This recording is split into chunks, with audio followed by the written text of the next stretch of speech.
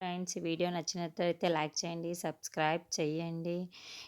ఇక RR company దగ్గరికి car రాగానే అందులో నుంచి ఒక దుబాయ్ సేటు దిగుతాడు.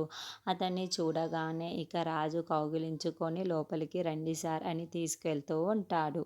ఇక లోపలికి రాగానే రాజు రూపాన్ని పరిచయం చేస్తూ ఉంటాడు. ఇతను ఎవరెవరని అడుగుతుంటూ తను కూడా ఒక వన్ ఆఫ్ ద పార్ట్నర్ అని చెప్పడంతో, నా సిగ్నేచర్ లేకుండా నువ్వు ఎలా పార్ట్నర్ అయ్యావు అని దుబాయ్ సేటు గౌతమ్ని అడుగుతూ ఉంటాడు. అలా అడిగేసరికి గౌతమ్, శ్వేత ఇద్దరు షాక్ అవుతూ ఉంటారు.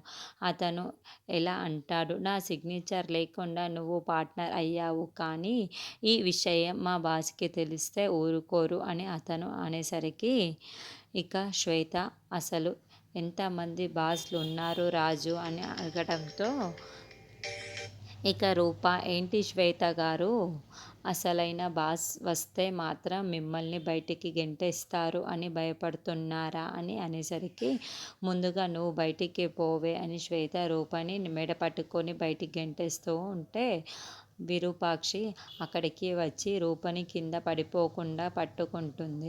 ఇక అమ్మ నువ్వేంటి ఇక్కడ అని నిరూపాక్షిని అడుగుతూ ఉంటూ, దుబాయ్ నుంచి వచ్చిన సేటు ఈ కంపెనీకి అసలైన బాస్ మా బాస్ నిరూపాక్షి మేడం అని తనని చూపిస్తూ ఉంటాడు.